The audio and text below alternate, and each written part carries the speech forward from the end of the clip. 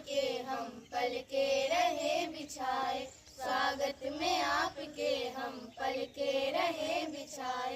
बन के अतिथि हमारे ओ, बन के अतिथि हमारे भगवान स्वयं आए, स्वागत में आपके हम पल के रहे बिछाए, स्वागत में आपके हम पल के रहे बिछाए। श्रद्धा सुमन है कर में, हर्षा रहा है मन में, है रोम रोम पुलकित अर्पित तुम्हें सुमनिए, है रोम रोम पुलकित अर्पित तुम्हें सुमनिए। देने को आपको हम भावों की भेंट लाए, देने को आपको हम भावों की भेंट लाए। बन के अतिथि हमारे भगवान स्वयं आए, स्वागत में आपके हम पल के रहे बिछाए, स्वागत में आपके हम पल के रहे बिछाए।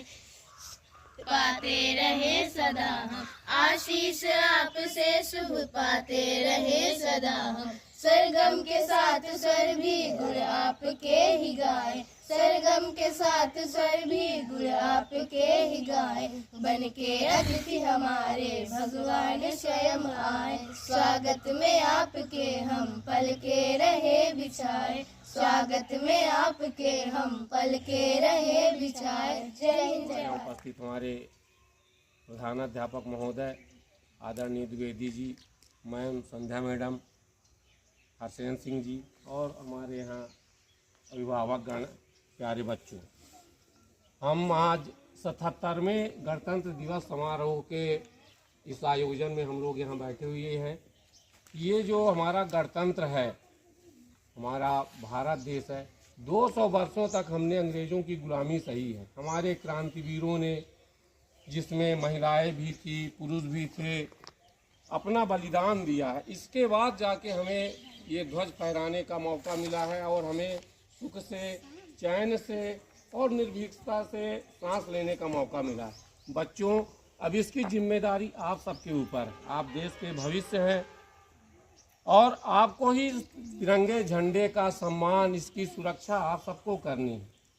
इसके लिए आपको प्रतिदिन विद्यालय आना होगा। देश के प्रति हमारे मन में सदैव गर्व रहे, ऐसे हमें अपनी मन स्मृति को बनाना होगा। तो आप लोग प्रतिदिन विद्यालय आएँ, अनुशासित रहें, देश के प्रति प्रेम करें और अपने इस तिरंगे झंडे का सम्मान करें। इसी के साथ मैं आप सबको गणतंत्र दिवस की शुभकामनाएं देता हूं। जय हिंद, जय भारत। के प्रधानाध्यापक और आज के अध्यक्षता कर रहे आदरणीय द्विवेदी जी से विनम्र आग्रह करूंगा कि तिरंगे झंडे के सम्मान में गणतंत्र दिवस के अवसर पर अपने प्यारी बच्चियों के लिए, बच्चों के लिए 2 शब्द कहकर हम सबको अनुग्रहित करेंगे। भारत माता की जय। अभी नहीं, बहुत कम बोल रही, कल खाना नहीं खाए क्या? भारत माता की अब सही।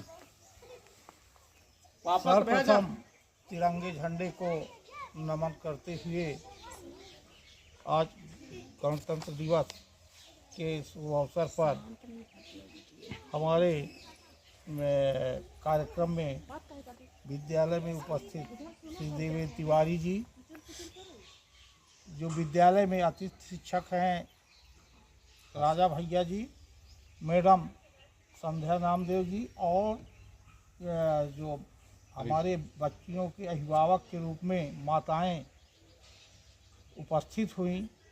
हमारी पूर्व विद्यार्थी, पूर्व छात्राएं भी उपस्थित। अच्छा हाँ, हमारे उन्होंने बोलते ही विद्यार्थी जो पहले की छात्राएं हैं और बराबर सहयोग देती रही और इसी अवसर पर उपस्थित हुई। आप सबका इस विद्यालय में पूर्ण तने मन से स्वागत करते हैं। आज सबसे बड़ी बात यह है कि आज हम सब इकट्ठा हुए गणतंत्र दिवस मनाने के लिए। हम कुछ जानकारी आप लोगों को देना चाहते हैं, थोड़ा सा ध्यान से। ये जैसा आज हमारा देश देखा होगा आपने टीवी में, हमारे बीच में गणतंत्र दिवस जो है भारत का एक गणराज्य और राष्ट्रीय पर्व है। प्रतिवर्ष 26 जनवरी को मनाया जाता है। इस वर्ष जो आज के दिन माने इस वर्ष 2026 में भारत 77वां गणतंत्र दिवस जो है यूरोपीय परिषद, अब ये बड़ी बात हो गई, जाने रहो जो हमारा भारत देश है यूरोपीय परिषद के अध्यक्ष, इनका नाम है एंटोनियो कोस्टा और यूरोपीय आयोग की अध्यक्ष उर्सुला जो हमारे देश में परेड के लिए आज शामिल है, दिल्ली में मुख्य अतिथि के रूप में शामिल है। बड़े गर्व की बात है अपने भारत देश के लिए, ये बहुत बड़े गर्व की बात है।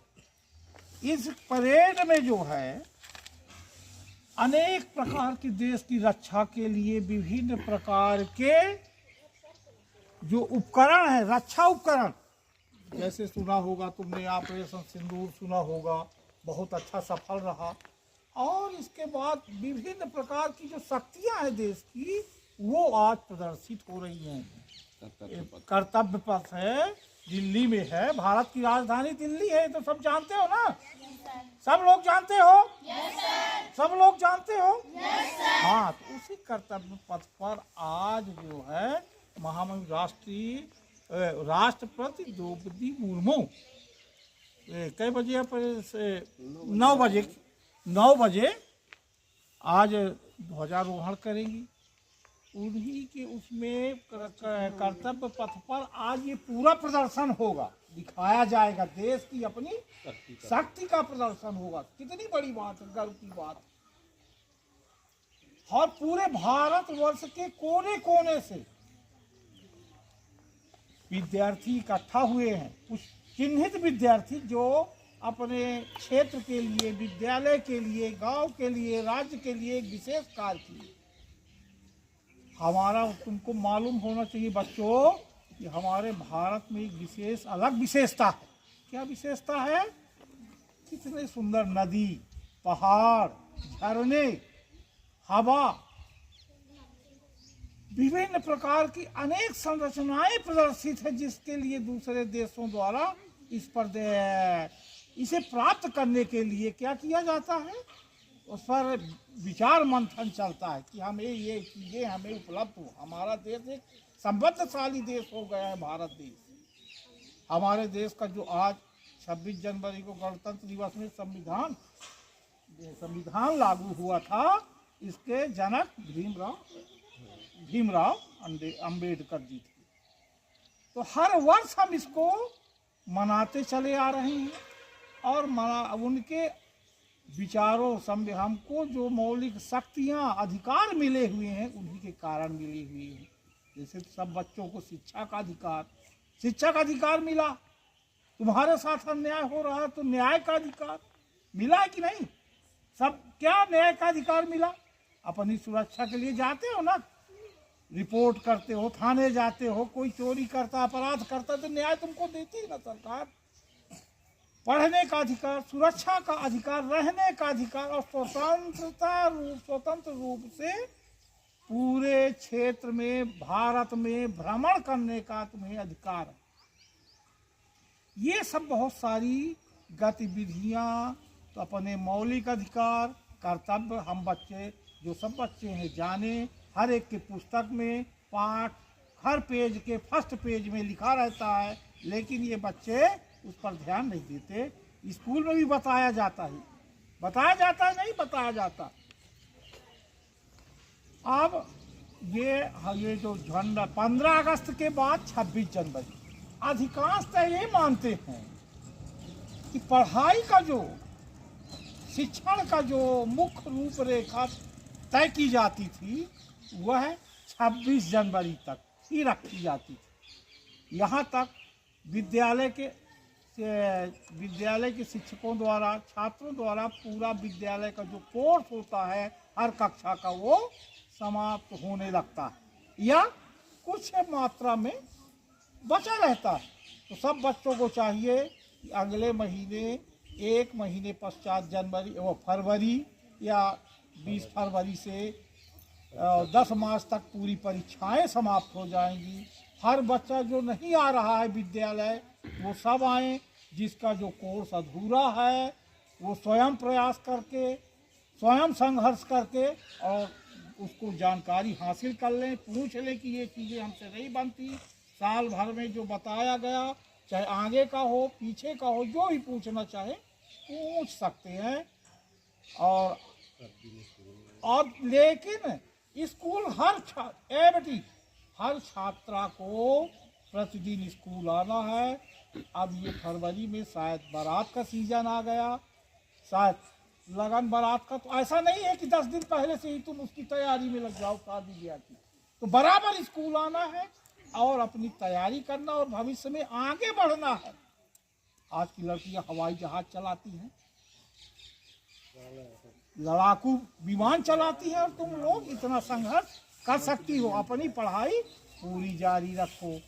तो हम ये आशा करते हैं कि जो बालिकाएं हैं अपनी पढ़ाई आगे कतई न छोड़ेंगी।